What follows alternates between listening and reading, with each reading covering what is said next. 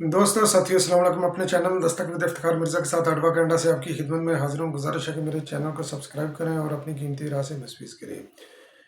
सदर आरफ अलवी का ड्रामा बेनकाब और ऑफिशियल सीक्रेट एक्ट के तहत कायम खसूसी अदालत और उसका पहला मुलजम आसफ अली जरदारी के पंजाब में डेरे, इमरान खान न्याजी की सज़ा के ख़िलाफ़ अपील और मरियम नवाज शरीफ साहबा की ज़मानत के ख़िलाफ़ अपील। इन तमाम पॉइंट्स को मैं डिस्कस करूँगा आज के इस वीलॉग में।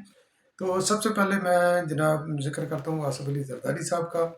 तो चूँकि हुकूमतें डिज़ाल्व हो चुकी हैं, पाकिस्तान इलेक्शन मोड के अंदर जो है ना ये जाने वाला है। और ये जाने वाला मैंने इसलिए बोला क्योंकि इस वक्त नई मरदमशुमारी का जो कट्टा खोला गया है, तो उसकी वजह से इलेक्शन की एग्जैक्ट डेट का कोई अंदाज़ा नहीं। होना तो ये चाहिए था कि 90 डेज़ के अंदर जो है ना ये इलेक्शन होते हैं और नवंबर के अंदर ये इलेक्शन होने चाहिए थे। तो जब तक ये मरदमशुमारी के ऊपर कोई फैसला नहीं आ जाता, अगर इसको जो है ना ये इस फैसले को जो मरदमशुमारी का जो मंजूरी हुई थी, तो अगर उसके ऊपर कोई हुक्म इम्तनाई जारी हो जाता है तो यकीनी तौर पर 90 दिन के अंदर जो है ना वो इलेक्शन होंगे। अदरवाइज़ जस्तजू और तगोदो और मुतालबा यही है पाकिस्तान पीपल पार्टी का और कुछ दीगर पार्टीज़ का।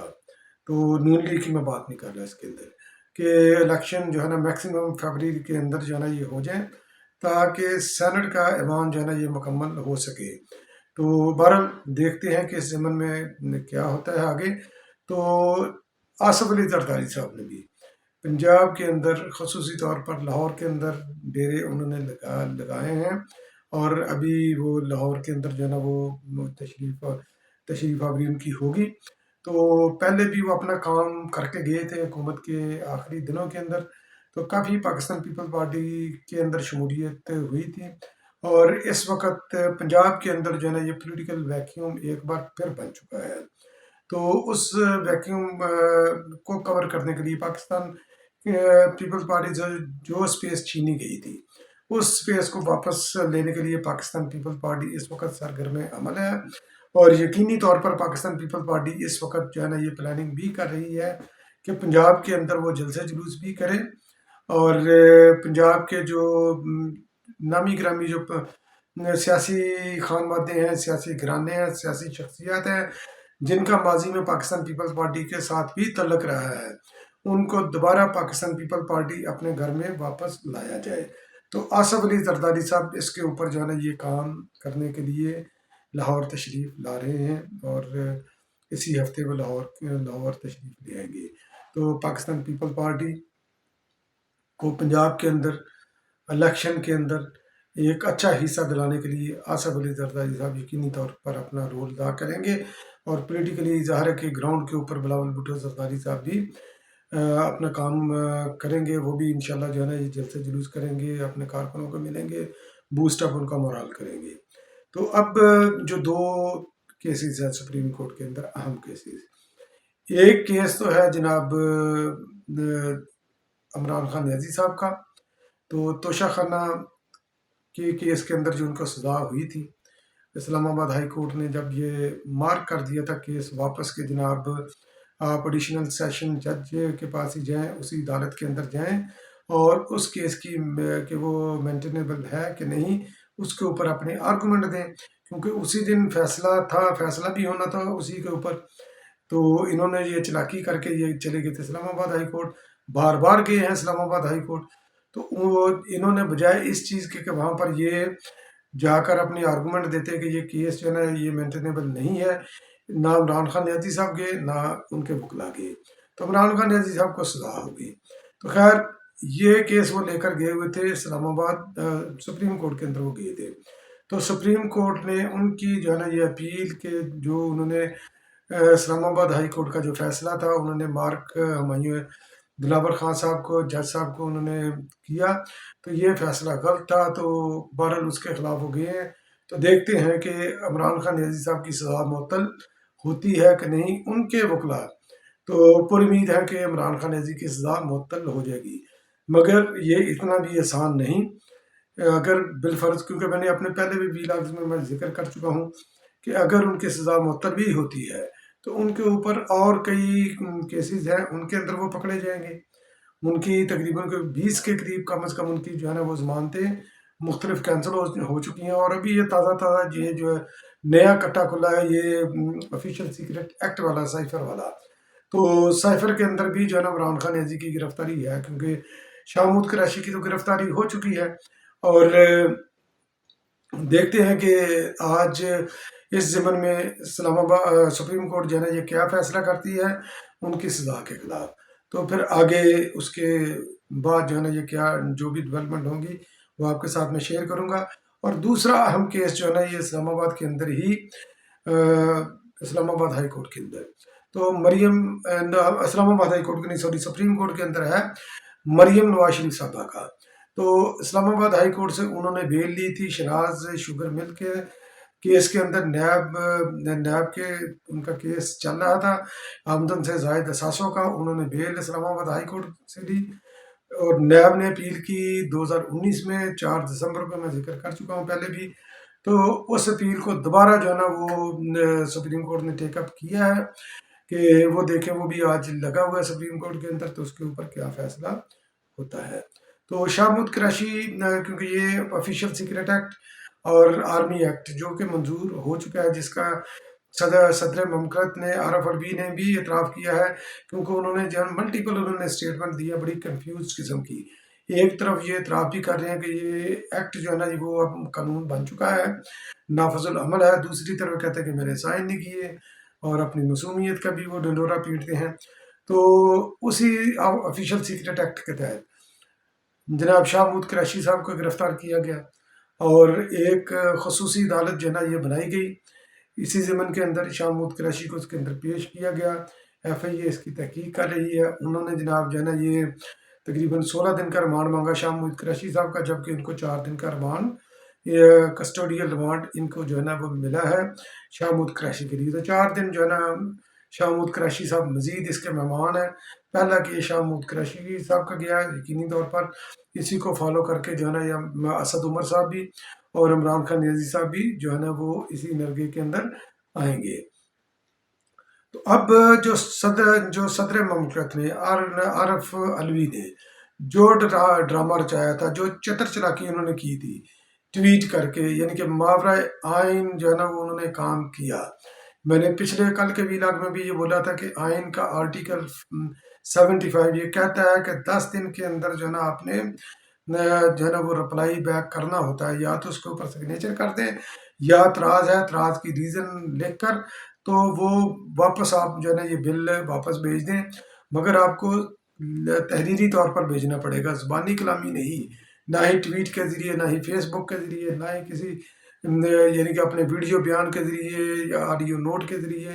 تحریری طور پر آپ کو اس کے اوپر جو بھی آپ نے اس کے اوپر ایکشن لینا ہے، تحریری طور پر جو ہے نا آپ نے ایکشن لینا ہے.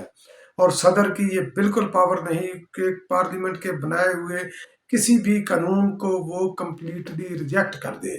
اعتراض اٹھا سکتے ہیں وہ تو، مگر اعتراض بھی اگر وہ سمجھتی ہے پارلیمنٹ کہ ان کے اعتراض ویلڈ ہیں، تو ان اعتراضات کی روشنی میں وہ اس کے اندر امینڈمنٹ کر کے وہ امینڈڈ بل جب دوبارہ بھیجے گی تو صدر کے پاس سگنیچر کرنے کے علاوہ کوئی آپشن نہیں ہوگی. بل دبا کر جو انہوں نے 10 دن سے زائد جو رکھا، انہوں نے ایک کو 18 دن رکھا، ایک کو 11-12 دن رکھا، تو وہ بھی انہوں نے اپنے جو ہے نا وہ منصب کا جو اپنے آئینی جو آئین ان کو اختیارات دیتا ہے اس سے وہ تجاوز انہوں نے کیا، کیونکہ وہ بل کو کسی کو بھی ہولڈ کرنے کی پاور ان کے پاس نہیں تھی.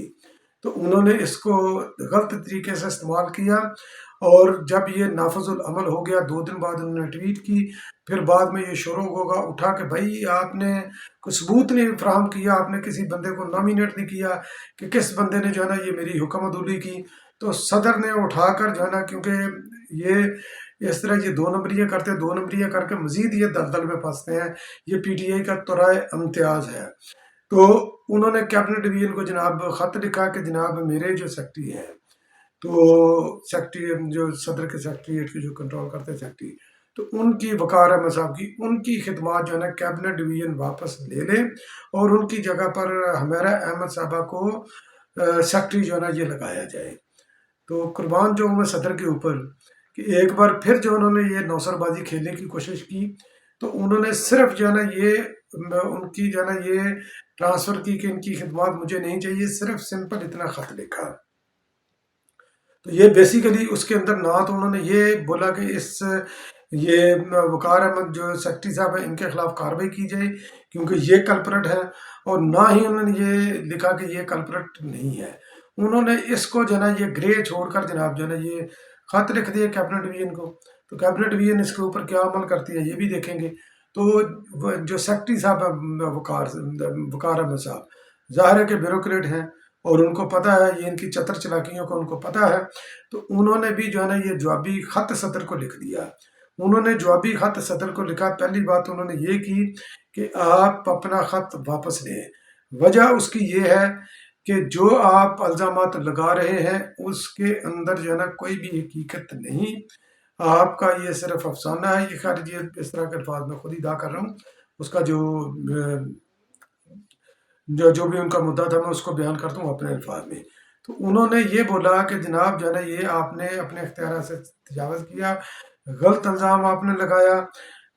در حقیقت جو فائل جو دونوں بل تھے جو پارلیمنٹ سے یہ منظور ہوئے تھے، آفیشیل سیکرٹ ایکٹ اور آرمی ایکٹ، یہ آپ کو جیسے ہی جو ہے نا وزیر اعظم ہاؤس سے وزیر اعظم سیکریٹریٹ سے ہمارے پاس آئے، تو ہم نے ایک غالباً 2 اگست کو آیا، دوسرا 8 اگست کو آیا، تو ہم نے آپ کے دفتر میں پہنچا دیے۔ جو سیکریٹریٹ ہے جو سیکٹری آفس ہے صدر کے آفس سے، انہوں نے صدر کے دفتر کے اندر جو ہے نا انہوں نے پہنچا دیے۔ تو صدر نے ان کو اپنے دفتر کے اندر ہولڈ کر کے رکھا ہوا ہے، اور ان کا یہ بیان کل کا ہے، 21 اگست کا ہے۔ انہوں نے یہ بولا کہ 21 وقار احمد صاحب نے جو سیکٹری ہیں، تو انہوں نے بولا کہ 21 اگست تک یہ دونوں فائلیں صدر کے جو ہے نا وہ آفس کے اندر پڑی ہوئی ہیں، یہ واپس سیکٹری آفس کے اندر نہیں آئیں۔ جب واپس ہی نہیں آئی تو ہم نے آگے کیا بھیجنا تھا؟ تو انہوں نے بلکہ یہ بھی بولا کہ مطالبہ بلکہ انہوں نے کیا کہ اس جو صدر نے الزام لگایا ہے اس کی ایف آئی اے یا کوئی بھی جو ہے نا یہ سیکیورٹی ایجنسی کا ادارہ جو انویسٹیگیشن ادارہ ہے وہ اس کی تحقیق کرے۔ اگر سپریم کورٹ کے اندر یہ مقدمہ چلتا ہے تو میں اس کے اندر بھی مقدمہ میں لڑوں گا، اس کے اندر بھی میں پیش ہوں گا، اس کے اندر بھی یہ میں ثابت کروں گا کہ میرا اس کے اندر کوئی قصور نہیں، سیکٹری آفس کا اس کے اندر کوئی قصور نہیں۔ یہ تمام تر فساد کی جڑ جو ہے نا یہ صدر مملکت کا آفس ہے۔ اب سوال یہ پیدا ہوتا ہے کہ صدر نے یہ ایسی حرکت کیوں کی؟ پہلی بات تو یہ ہے کہ صدر نے یہ حرکت کیونکہ صدر کی اس حرکت کی وجہ سے پاکستان کے اندر جگ ہنسائی انٹرنیشنل جو ہے نا ہماری کمیونٹی ہے اس کو یہ میسج دینا تھا کہ ہماری جو ہے نا یہ سول گورنمنٹ بڑی ویک ہے، اسٹیبلشمنٹ جو ہے نا یہ بڑی سٹرونگ ہے۔ یہ پاکستان کی تاریخ میں یہ خیر پہلی بار ہوا جو صدر نے کیا اس طرح کی غیر ذمہ دارانہ حرکت، اور یہ بھی میسج چاہنا تھا جو کہ پی ٹی آئی کا جو ایجنڈا تھا کہ جیسے ہی نو کانفیڈنس موشن ان کے خلاف آئی، عمران خان ایزی کے خلاف کامیاب ہوئی، پھر انہوں نے ہر وہ کام کیا نو کانفیڈنس موشن فائل ہونے کے بعد، جیسے انہوں نے آئی ایم ایف کے ساتھ معاہدہ جو ہے نا اس کو بریک کیا، پیٹرولیم کی قیمتوں کو، گیس کی قیمتوں کو انہوں نے فریز کیا، بلکہ کوئی 10 روپے پیچھے لے کر جا کر ان کو قیمتوں کو بلاک کیا۔ تو انہوں نے وہ کام کیا جس سے پاکستان کے اندر جو ہے نا وہ عدم استحکام، پاکستان کا عدم استحکام کا شکار ہو، اور انٹرنیشنل کمیونٹی کو یہ میسج آئے کہ پاکستان کے اندر عدم استحکام ہے۔ تو صدر کی یہ حرکت بھی جو ہے نا یہ اسی طرف اشارہ کرتی ہے کہ انہوں نے ایک میسج دینا تھا پاکستان کے اندر عدم استحکام ہے، تو وہ انہوں نے میسج جو ہے نا وہ دے دیا ہے۔ تو اب دیکھیں کہ یہ موجودہ گورنمنٹ اس سلسلے میں کیا کرتی ہے، کہ یہ عارف علوی نے یہ جو ڈرامہ رچایا ہے تو اس کو منطقی انجام تک پہنچاتی ہے یا نہیں پہنچاتی۔ بہت بہت شکریہ میرا ویلاگ واچ کرنے کے لیے۔ اگلے ویلاگ میں پھر حاضر ہوں گا، تب تک کے لیے اللہ نے کے بعد۔